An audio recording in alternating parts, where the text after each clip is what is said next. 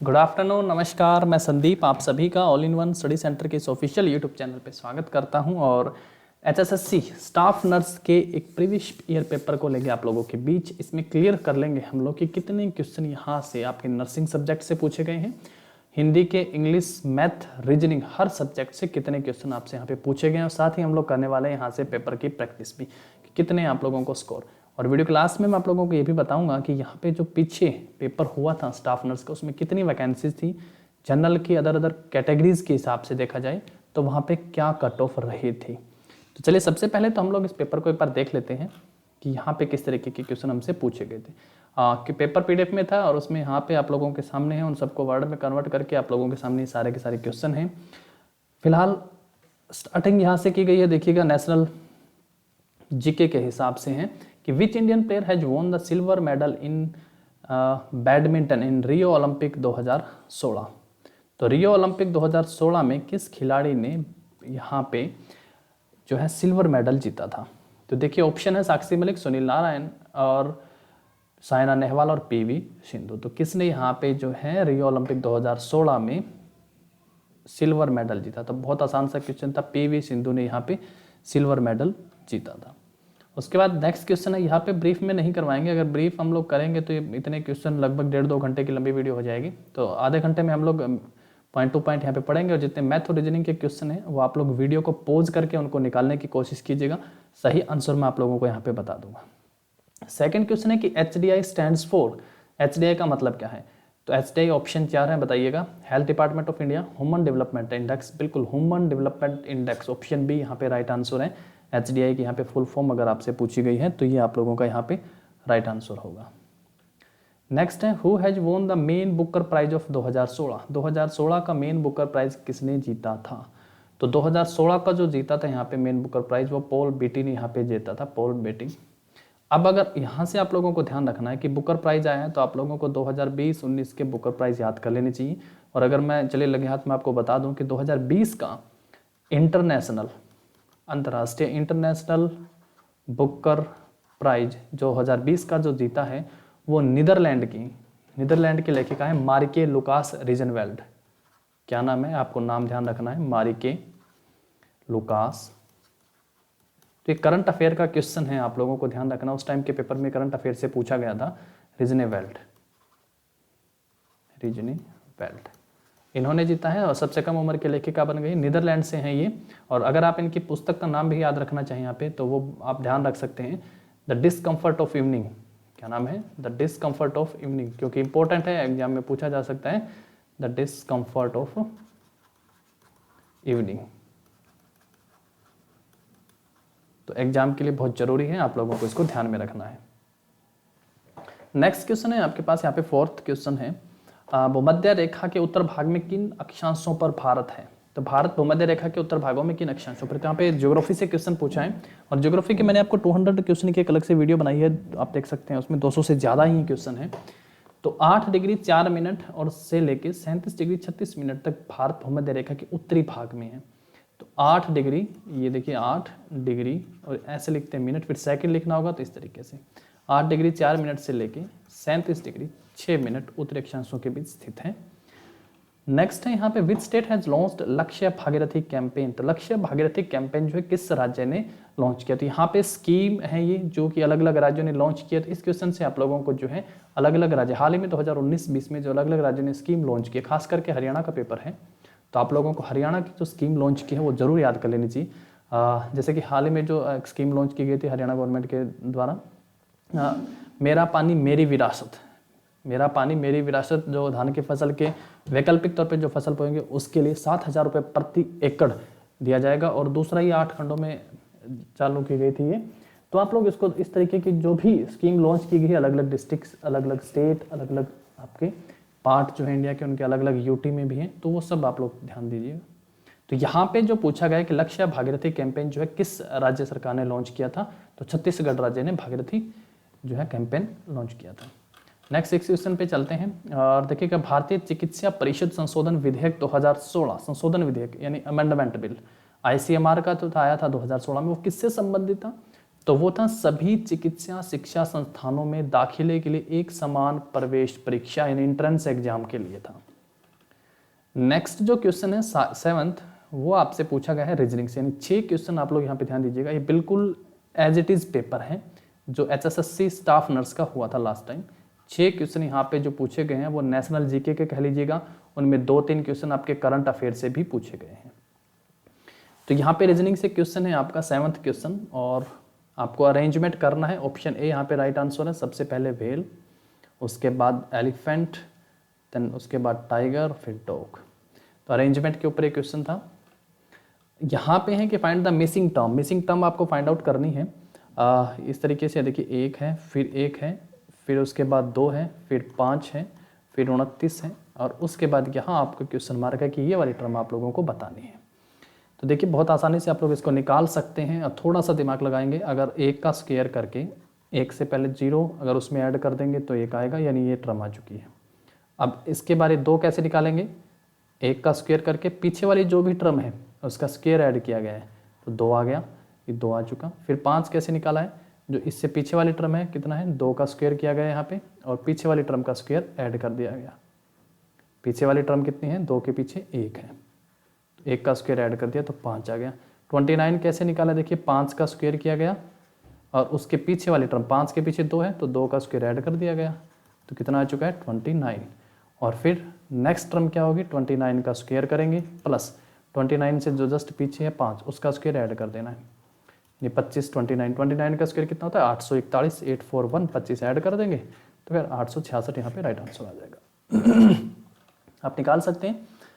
Next है यहाँ पे 9th क्वेश्चन है, मैच करने का था। यहाँ से क्यूब से आपसे घन से क्वेश्चन पूछे गए थे इस प्रकार आपसे कि बताइएगा कि इसके विपरीत क्या होगा। आप लोग जानते हैं ऐसे क्वेश्चन पूछे जाते हैं। यहाँ पे 3 दे रखा था, 2 दे रखा है, 1 दे रखा है। इसी प्रकार आपसे एक और यहाँ पे पूछा गया था।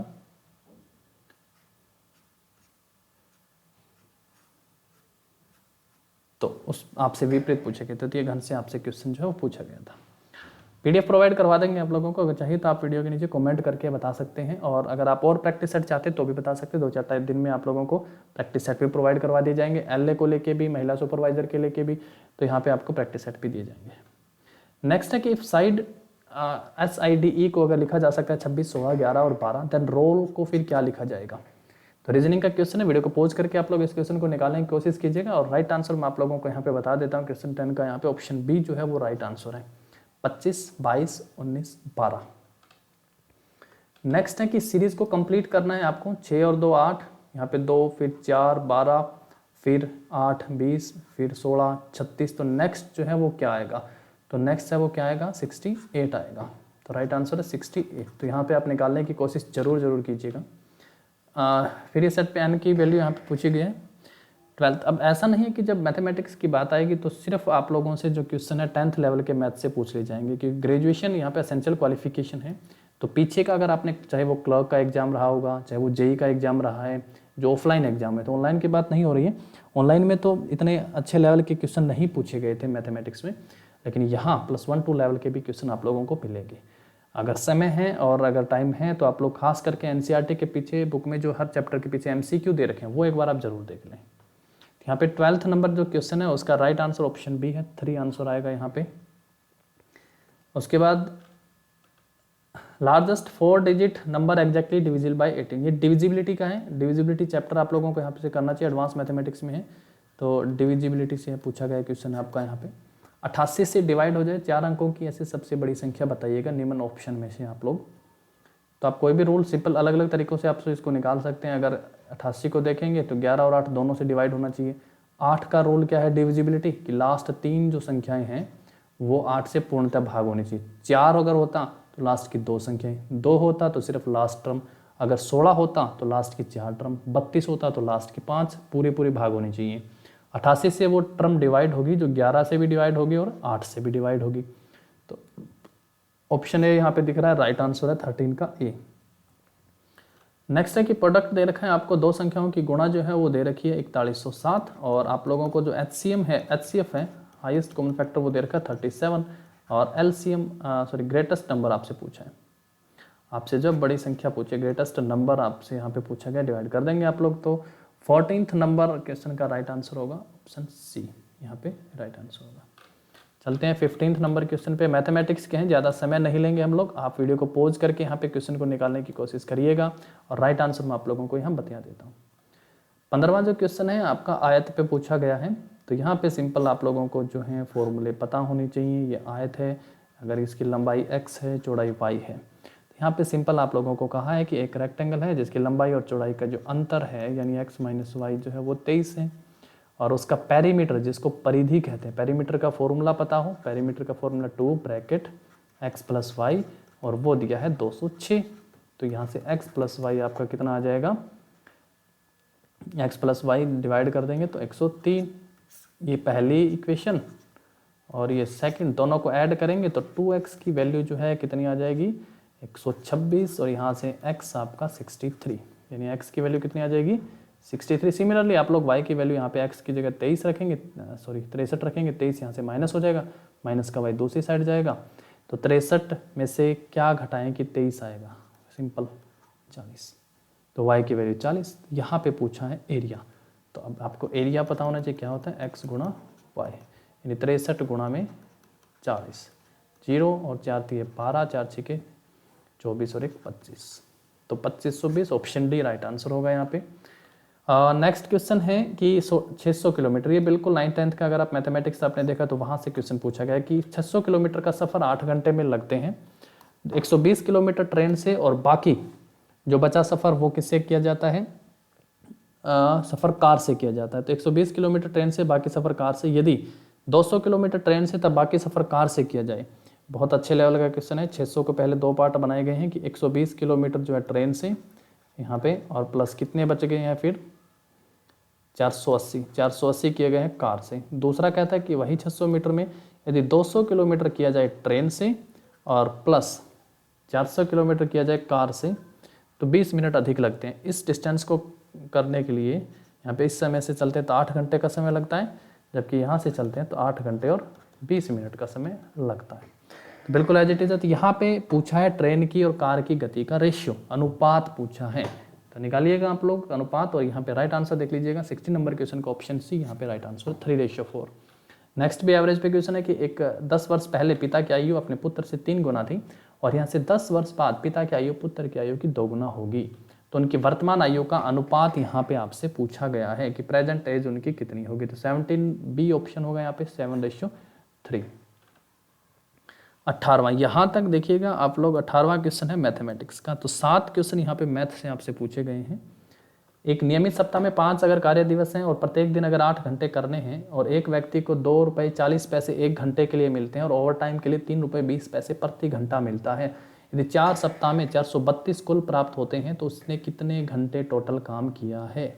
बहुत आसान है, हफ्ते में 5 वर्किंग डेज होते हैं, 4 हफ्ते काम किया तो कुल उसने 20 दिन यहाँ पे काम किया है, और 20 दिन में 160 घंटे हो गए हैं जो उसने 8 घंटे किए हैं, है ना। 160 तो यही हो गए हैं 20 दिन में।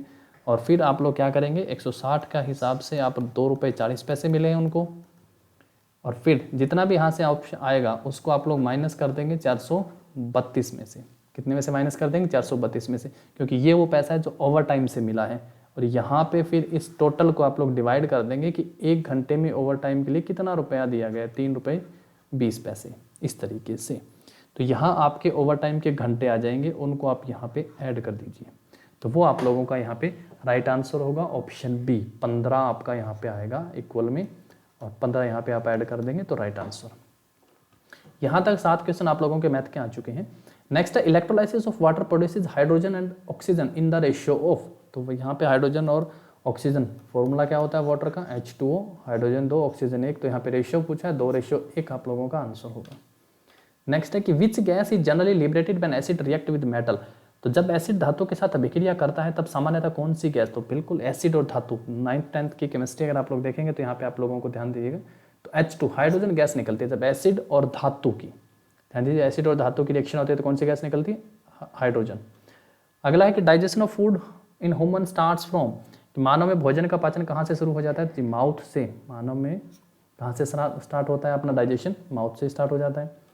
Which part of plant involve translocation, तो पौधे का कौन सा हिस्सा स्थानांतरण में शामिल है, तो बिल्कुल सही सा जवाब है आपका फ्लोएम, यहाँ पे ऑप्शन ए राइट आंसर है। यहाँ पे आप लोगों को पता होना चाहिए कि जाइलम क्या काम करता है, जल को लेके जाता है, फ्लोएम क्या करता है, भोजन के स्थानांतरण में, हाँ। तो ऑप्शन ए, ये मैम आप लोगों को जो राइट आंसर बता रहा हूँ ये HSSC की तरफ से है, बिल्कुल HSSC ने, आप आंसर की उठा के देखिएगा। हालांकि अगर हो सकता है एक दो क्वेश्चन ऐसे हों कि उनमें ऑब्जेक्शन आए होंगे, लेकिन यहाँ जो जितने मैंने बताए वो सारे HSSC की तरफ से राइट आंसर हैं। When a ray of light enter a transparent medium, it undergo changes its, जब प्रकाश की किरण पारदर्शी माध्यम में प्रवेश करती है तो उसमें बदलाव परिवर्तन आता है, वह क्या होता है? तो वह चेंजेज इट इज, वो क्या है? वेवलेंथ एंड वेलोसिटी, दोनों में बदलाव आता है। ऑप्शन सी यहाँ पे राइट आंसर है। जब एक ट्रांसपेरेंट मीडियम से गुजरती है रे ऑफ लाइट तो उसकी वेवलेंथ में और वेलोसिटी में दोनों में चेंज है।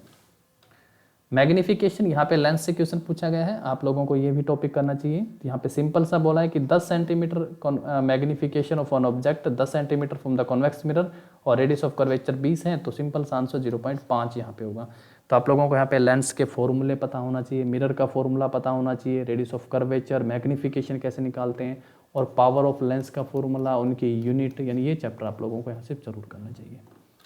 नेक्स्ट है कि एक यहाँ पे इंग्लिश स्टार्ट होती है अभी, तो इंग्लिश के क्वेश्चन है यहाँ से यहाँ तक आप लोगों के 18 से लेके 24 तक 6 क्वेश्चन जो आप लोगों से साइंस से पूछे गए हैं। पिक द वर्ड, यहाँ पे आप लोगों को एनोनिम्स बताने, यानी समान, आपको उल्टे ऑपोजिट मीनिंग्स वाले वर्ड यहाँ पे बताना है कि स्वेल का अपोजिट निम्नलिखित में से क्या है। ठीक है, स्वेल मतलब फैलाव, सूचना, यहाँ से मतलब कि कोई चीज़, किसी चीज़ में वृद्धि हो रही है, इंक्रीमेंट आ रहा है, तो बिल्कुल इसका उल्टा अगर होगा तो माइनस, डिमिनिश जो होगा वो क्या होगा? कम होना। स्वेल मतलब सिंपल सा आप किसी भी तरीके से याद रख सकते हैं, स्वेल मतलब किसी चीज़ में फैलना, स्वेलिंग आ जाना, जैसे कि है ना, कोई चीज़ एरिया में इंक्रीमेंट हो रहा है, किसी में बढ़ रही है कोई चीज़, तो स्वेल। और डिमिनिश बिल्कुल इसका उल्टा कि कम होना। यहाँ पे आपको समानार्थी बताना है शैलो, तो शैलो का समानार्थी यहाँ पे सुपरफिशियल, शैलो का समानार्थी सुपरफिशियल। ये आपसे पूछा गया है कि वन वर्ड सब्स्टिट्यूट आप अगर बताएंगे तो a professional rider in horse races, horse races में प्रोफेशनल राइडर को क्या कहा जाता है? जॉकी। क्या कहा जाता है? जॉकी। नेक्स्ट है कि ओल्ड फादर, यहाँ पे आप लोगों को इडियम फ्रेज से भी क्वेश्चन पूछे गए हैं, तो अगर आप लोग पुराने 50 साल इस पेपर में देखेंगे तो आप लोगों को आसानी से ये चीज़ें रिपीट होती मिलेंगी। हाँ, अगर एक बूढ़ा पिता अपने बच्चों को मॉरल यूनिटी के लिए कुछ पढ़ाता है तो उसको आप क्या कहते हैं? जैसे वो कहानी आप लोगों ने सुनी ना, वहीं पे यहाँ पे क्वेश्चन है कि एक लकड़ी का टुकड़ा अगर अलग अलग बच्चों के हाथ में दिया तो सब ने तोड़ दिया, लेकिन वो इकट्ठा करके यहाँ पे दिया है तो मतलब नहीं तोड़ पा रहे हैं, तो ये क्या करना चाह रहा है इसमें इडियम फ्रेज में क्या है? एम्फेसाइज्ड। ऑप्शन सी आप लोगों का यहाँ पे राइट आंसर होगा, एम्फेसाइज्ड। नेक्स्ट है लेट्स प्ले, हाँ फिल इन द ब्लैंक्स आप लोगों को भरना है। लेट्स प्ले, यहाँ पे आप लोगों का ब्लैंक्स है। लेट्स प्ले वॉलीबॉल, बताइए क्या आएगा? आर्टिकल नहीं आएगा, द आएगा, ए आएगा या फिर एन आएगा? तो let's play volleyball, no article, कोई आर्टिकल यहाँ पे नहीं आएगा। ऑप्शन ए राइट आंसर है 29 का। अब हिंदी स्टार्ट होती है, 6 क्वेश्चन आपसे, 5 क्वेश्चन यहाँ पे इंग्लिश के थे, अब हिंदी है। रसोई घर शब्द का समासिक विग्रह है, तो यहाँ पे क्या है? रसोई के लिए घर, रसोई में घर, रसोई का घर या रसोई और घर। तो हिंदी के यहाँ पे क्वेश्चन पूछे गए, ऑप्शन ए यहाँ पे राइट आंसर है, रसोई के लिए घर। सत्कार शब्द का उल्टा क्या होगा? तिरस्कार। अत्याचार शब्द में उपसर्ग क्या है? अति। अत्याचार शब्द में उपसर्ग क्या है? अति। ऑप्शन बी आपका राइट आंसर। ऊंट के मुंह में जीरा, लोकोक्ति का अर्थ क्या है? बहुत थोड़ा। ऊंट के मुंह में जीरा मतलब कि बहुत थोड़ा। ऑप्शन डी राइट आंसर होगा यहाँ पे। उसके बाद है अब चलते हैं का भाववाच्य क्या होगा? तो अब चलते हैं, अब चला जाए, तो बिल्कुल अब चला जाए यहाँ पे राइट आंसर होगा ऑप्शन सी। जो सब कुछ जानता हो क्या कहलाता है? सर्वज्ञ। तो 6 क्वेश्चन आपसे यहाँ पे हिंदी में पूछे गए हैं। अब हरियाणा जीके की बात करते हैं। उस समय का क्वेश्चन है which state of India back the best horticulture state award? Best horticulture state का पुरस्कार भारत के किस राज्य को मिला है? तो हरियाणा जीके मैंने बताया तो हरियाणा को ही मिला है। ऑप्शन 36 नंबर क्वेश्चन का ऑप्शन ए राइट आंसर होगा। 37 की बात करते हैं।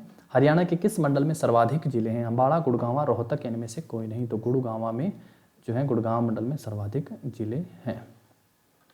नेक्स्ट है कि हरियाणा का गृह मंत्री कौन? थोड़ा सा ध्यान देना, 38 और 39 क्वेश्चन पे यहाँ पे। तो ये थोड़ा मैं बता रहा हूँ पुराने समय का है ना, तो 2015 की भर्ती का पेपर है। तो यहाँ पे जो पुराना कार्यकाल था बीजेपी सरकार का, उसमें पूछा गया कि गृह मंत्री कौन है। फिलहाल आप जानते ही हैं गृह मंत्री और स्वास्थ्य मंत्री के बारे में ही। उस समय गृह मंत्री मनोहर लाल खट्टर थे, और अब जो गृह मंत्री हैं आप जानते हैं कौन है? अनिल विज। स्वास्थ्य मंत्री भी अनिल विज।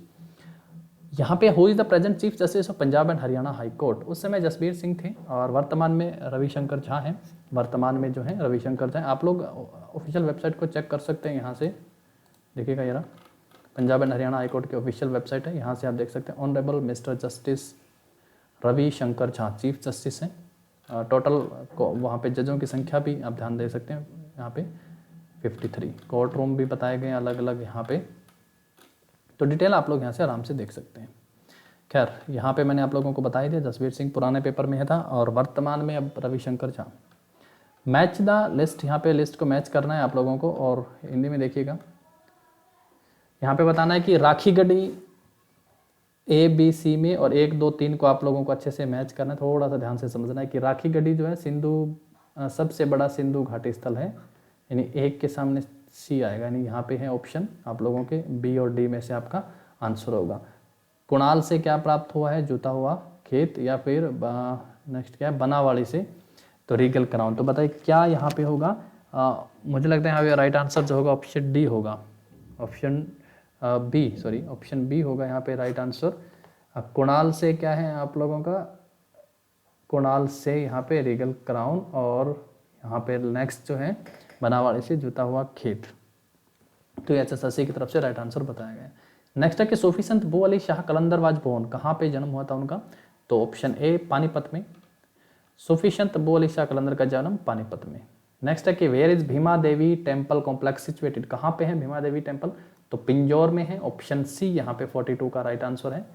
नेक्स्ट है कि छिलछिला वन्य जीव अभ्यारण्य कहाँ पे है, तो यहाँ से आप लोगों को भारत के हरियाणा के खास करके दोनों राष्ट्रीय उद्यान, 8 वन्य जीव अभ्यारण्य और प्रजनन के अंदर वो सारी चीज़ें आप लोगों को पढ़ लेनी चाहिए। तो छिलछिला वन्य जीव अभ्यारण्य कहाँ पे, कुरुक्षेत्र में।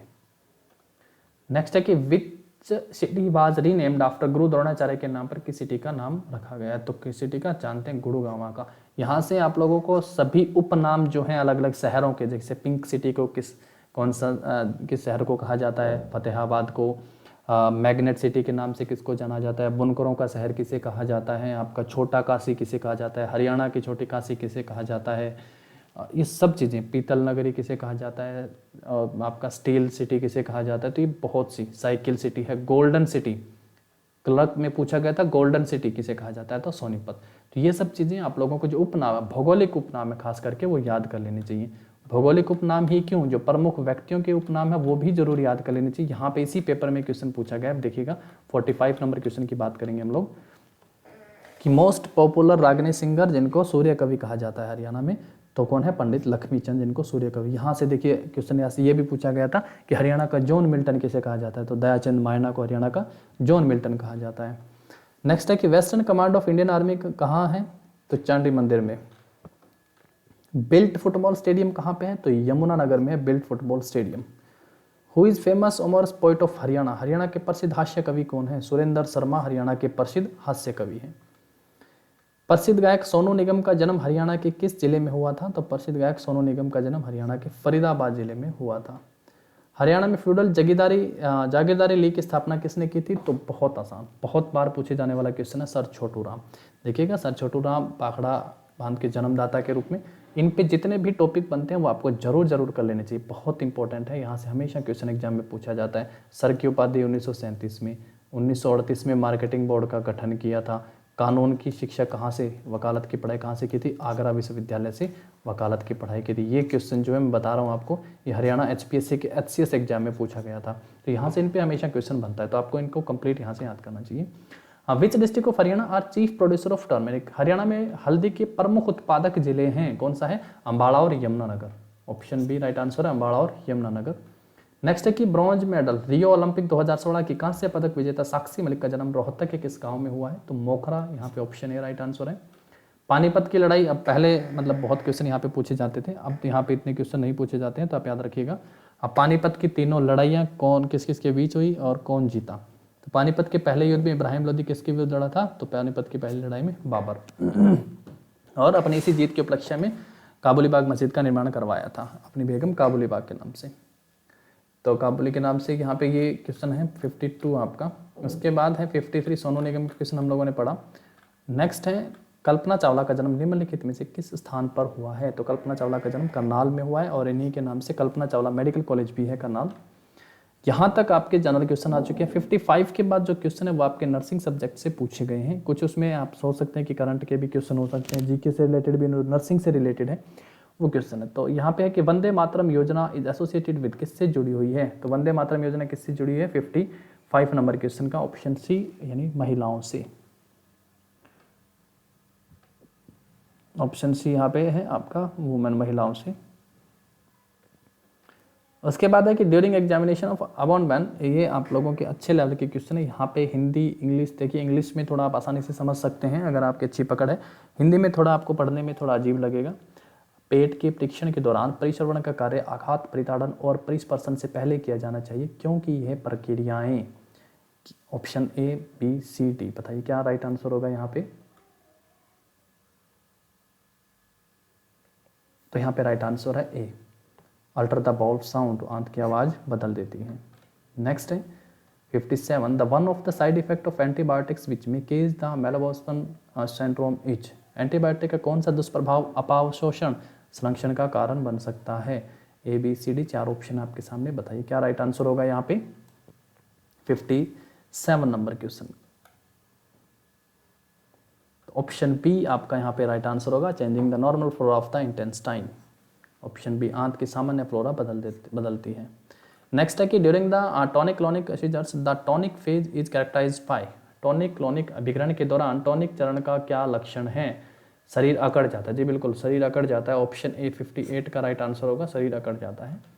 नेक्स्ट है the classic manifestation of the Parkinson disease is, Parkinson रोग की उत्कृष्ट अभिव्यक्ति कौन सी है?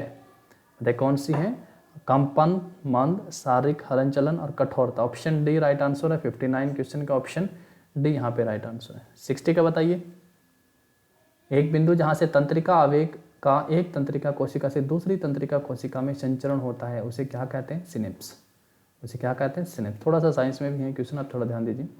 नेक्स्ट है कि ऑस्टोमी के रोगी को नर्स को स्पष्ट करना चाहिए कि स्टोमा का धवलीकरण और गहरे लाल रंग से बैंगनी रंग का होना किसका संकेत है? किसका संकेत है यहाँ पे? ऑप्शन सी का, inadequate blood supply to stoma और बॉवल। 62 पे देखिए क्या बताया गया कि out of the following the clinical skill manifestation of the cirrhosis of liver, निम्न में से कौन सी लीवर के सिरोसिस की नैदानिक त्वचा अभिव्यक्ति है? तो ऑप्शन ए यहाँ पे 62 का राइट आंसर है, हथेलिय तवरक्तमा, ऑप्शन ए। 63 है, a thin smooth layer of fibrous membrane that protects the kidney is called, एक पतली झिल्ली रेशेदार कला की चिकनी परत जो गुर्दे की रक्षा करती है, उसे क्या कहा जाता है? तो उसे क्या कहा जाता है बताइए? उसे कैप्सूल कहा जाता है, ऑप्शन सी यहाँ पे राइट आंसर। नेक्स्ट है 64, यदि गुर्दे की गंभीर चोट वाला रोगी एसीई संद मकमाहिनबर्ट्स लेता है तो तब नर्स को सावधानी से किस पर निगरानी रखनी चाहिए? किस पर निगरानी रखनी चाहिए? सीरम पोटाशियम स्तर पर निगरानी रखनी चाहिए। 64 का यहाँ पे राइट आंसर है, ऑप्शन ए, सीरम पोटेशियम स्तर पर निगरानी रखनी चाहिए। नेक्स्ट है यहाँ पे, गुर्दे के क्रोनिका जीर्ण रोगियों में एनीमिया किस वजह से होता है? The anaemia occurs in the patient with chronic kidney disease due to 65, option C यहाँ पे आपका राइट आंसर है। 66 पे चलते हैं, during the physical examination of the patient for endocrine system diminished axillary and pubic hair may indicate the problem of 66 का बताइए क्या राइट आंसर है? हिंदी इंग्लिश दोनों में है। तो ऑप्शन ए यहाँ पे आप लोगों का राइट आंसर है। नेक्स्ट है 67, diabetes insipidus is caused by, मधुमेह इंसिपिडियस किस कारण होता है? 67 का, तो ऑप्शन डी आप लोगों का यहाँ पे राइट आंसर है, decrease production secretion of anti diuretic hormone.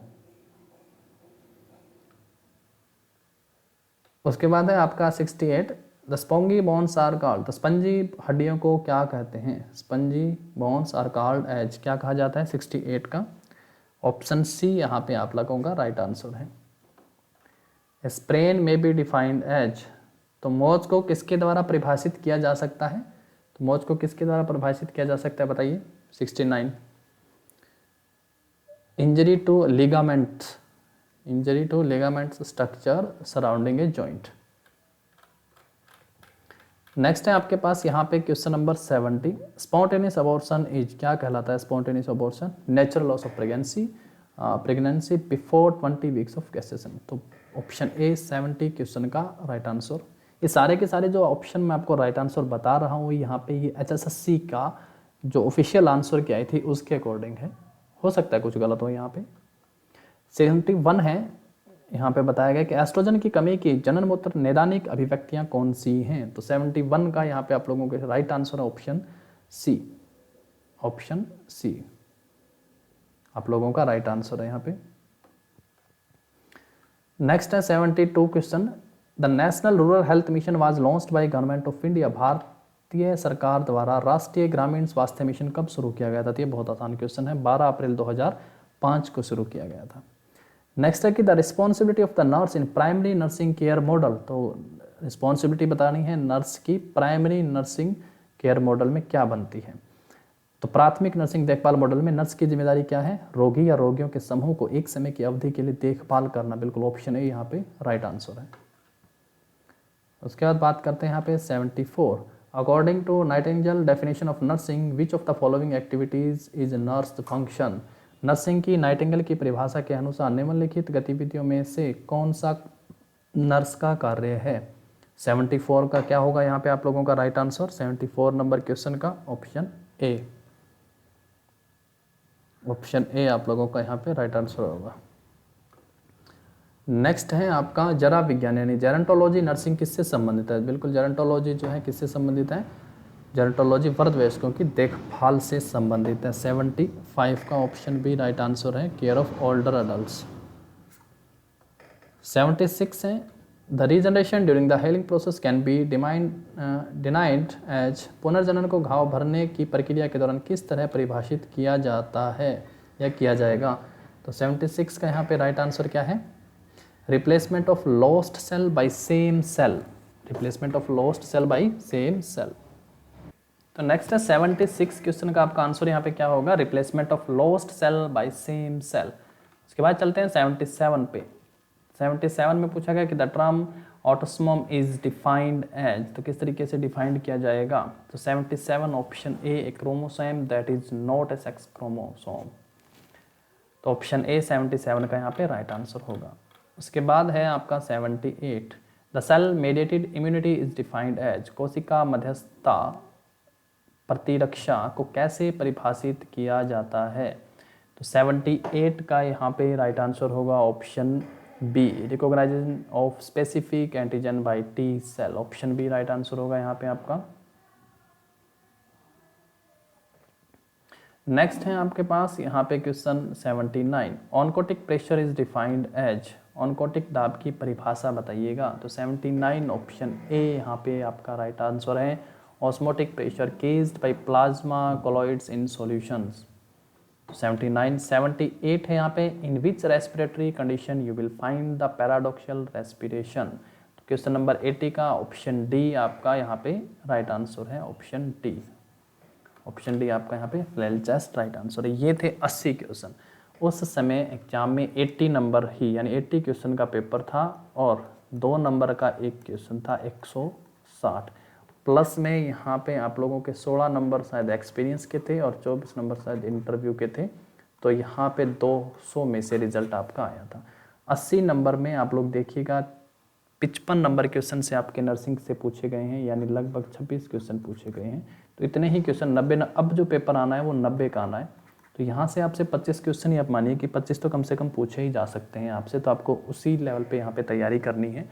और जहाँ मैंने बताया कि 6 क्वेश्चन यहाँ पे हिंदी से पूछे गए थे, 6 ही क्वेश्चन आपसे इंग्लिश से पूछे गए हैं, 6 ही मैथ से पूछे गए थे, 6 रीजनिंग से पूछे गए थे, 6 क्वेश्चन आपसे यहाँ पे पूछे गए थे। तो वो क्वेश्चन आपसे यहाँ पे 8 भी पूछे जा सकते हैं, क्योंकि थोड़ा सा यहाँ पे ज़्यादा क्वेश्चन आते हैं सब्जेक्ट से, इतने कम ज़्यादा नहीं आते हैं सब्जेक्ट से। हालांकि HSSC का ही पेपर है। एडवर्टाइजमेंट 1 2015 थी, कैटेगरी नंबर 1 थी, टोटल वैकेंसी 926 थी। हरियाणा जीके के डेफिनेटली 23 क्वेश्चन आप लोगों को यहाँ पे मिलेंगे। तो 23 और 25 26 से 50 क्वेश्चन तो आपके यहाँ से, बाकी बचे 40 क्वेश्चन आपसे हिंदी, इंग्लिश, मैथ, रीजनिंग और नेशनल जीके के और नेशनल आपके करंट के क्वेश्चन पूछे जा सकते हैं। वो भी क्वेश्चन आप लोगों से यहाँ से पूछे गएंगे। तो अगर वो 7-8 क्वेश्चन यहाँ पे आते हैं तो फिर ये 40 क्वेश्चन आपके बन जाते हैं। ये आप लोगों का यहाँ पे सिलेबस मेनली रहेगा। खैर अब हम लोग बात कर लेते हैं कि पीछे जो पेपर हुआ था उसमें कट ऑफ कितनी रही थी। मैं आप लोगों को कट ऑफ की डिटेल यहाँ पे बता देता हूँ। ये देखिएगा, ये नर्स का फाइनली रिजल्ट जो आया था, final result for the post of staff nurse for health service Haryana against advertisement act 2015 category number 1। तो यहाँ पे टोटल जो वैकेंसी थी 926 थी और जनरल कैटेगरी की 229 वैकेंसीज थी।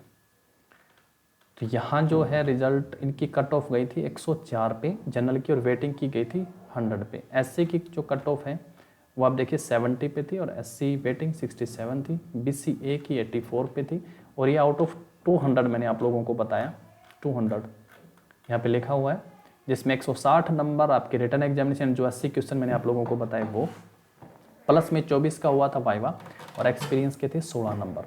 इसके बाद भी एक रिजल्ट आया था, जो बचे हुए कैंडिडेट थे एसबीसी के कैंडिडेट थे 229 पहले वैकेंसी थी, 91 मिला के 320 हो गई और फिर जनरल की कट ऑफ चलेगी 100 पे, यानी 100 नंबर पे जनरल की कट ऑफ रही और वेटिंग थी 98 पे। और ये तब की बात है भाई जब 926 वैकेंसी थी। फिलहाल इस एडवर्टाइजमेंट में जिसका अब एग्जाम होना है जनवरी में, उसमें 1584 वैकेंसीज है, मेरे ख्याल से 1500 से ज़्यादा है, 1584 के आसपास उसमें वैकेंसीज हैं। तो अच्छी वैकेंसीज हैं और 500 वैकेंसीज अभी पीजे रोहतक में जो एग्ज़ाम है उसमें स्टाफ नर्स की फील्ड हुई हैं। अभी डॉक्यूमेंट वेरिफिकेशन वहाँ पे चल रहे हैं और रिटर्न एग्जाम का रिजल्ट आ चुका। 57 पे वाले कैंडिडेट को, वहाँ पे जनरल कैटेगरी की बात करें तो 57 वाले कैंडिडेट को डॉक्यूमेंट वेरिफिकेशन के लिए बुलाया। आउट ऑफ 90 में से, 100 में से नहीं, आउट ऑफ 90 में 57 नंबर पे। तो उसी के हिसाब से आप लोगों को यहाँ पे तैयारी करनी है और 4-5 और प्रैक्टिस सेट भी आप लोगों को यहाँ पे प्रोवाइड करवा दिए जाएंगे। और एलए के लिए भी पीछे की हम लोग बात करेंगे, MPHW के एग्जाम के लिए भी हम लोग यहाँ पे बात करेंगे। तो वो सारे पेपर भी आप लोगों को यहाँ पे दे दिए जाएंगे। और अगर आपको आज की वीडियो अच्छी लगी है तो वीडियो को लाइक और शेयर जरूर कर दीजिएगा। Thank you.